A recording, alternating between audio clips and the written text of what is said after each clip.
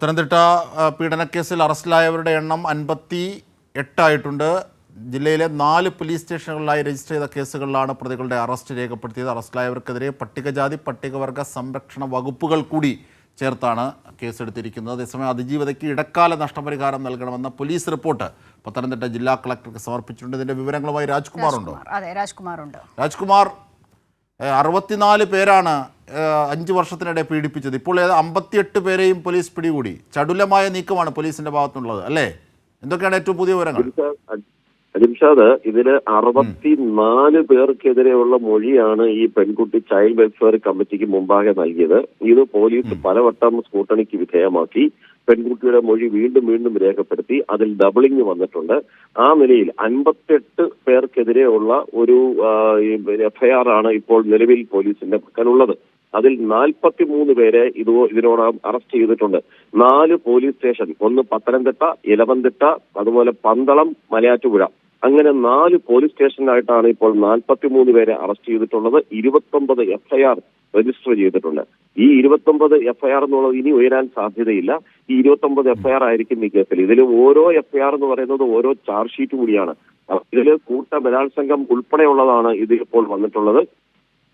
നിലവിൽ ഈ പത്തനംതിട്ട ജനറൽ ആശുപത്രിയിൽ ജനുവരി 2024 ജനുവരിയിൽ 4 പേർ ചേർന്ന് തന്നെ കൂട്ട ബലാത്സംഗം ചെയ്തു എന്ന് ഉൾപ്പെടെയുള്ള പെൺകുട്ടിയുടെ മൊഴിയുടെ അടിസ്ഥാനത്തിലാണ് ഈ 29 എഫ്ഐആർ. അതും ഒരു എഫ്ഐആർ ആണ്. ഇതുകൂടാതെ പട്ടികജാതി പട്ടികവർഗ സംരക്ഷണ വകുപ്പുകൾ കൂടി ഇപ്പോൾ ഇതിൽ ചിലർക്കെതിരെ ചുമത്തും. ഇതിൽ പ്രതികൾ ചിലർ ആ ഭാഗത്തിൽപ്പെട്ടവരായതുകൊണ്ട് അവർക്കെതിരെ അത് വരില്ല. പക്ഷെ അതല്ലാത്തവരുണ്ടെങ്കിൽ അവർക്കെതിരെ ഈ വകുപ്പുകൾ ചുമത്തുമെന്ന് പോലീസ് അറിയിച്ചിട്ടുണ്ട്.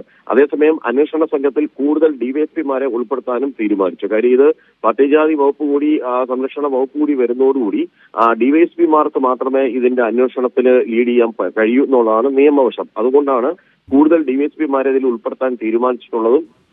മാത്രമല്ല, ഈ പീഡനത്തിലെ പെൺകുട്ടി എന്നുള്ള കൺസിഡറേഷൻ നോക്കിക്കൊണ്ട് അതിൽ കൂടുതൽ വനിതാ പോലീസ് ഉദ്യോഗസ്ഥരെ കൂടി ഇതിൽ ഇപ്പോൾ നിയമിക്കാനായി. അതുപോലെ തന്നെ ഈ വിക്ടിമിന് നഷ്ടപരിഹാരം നൽകുന്ന രീതിയിൽ, മീൻസ് അവർക്ക് ഒരു തുക നൽകുന്ന രീതിയിലുള്ള ഒരു റിപ്പോർട്ട് പോലീസ് അവതരിപ്പിച്ചിരുന്നത് അത് കളക്ടർക്ക് കൈമാറുമെന്നാണ് പറഞ്ഞിരുന്നത്. അത് കൈമാറിയിട്ടുണ്ടല്ലോ, അല്ലേ?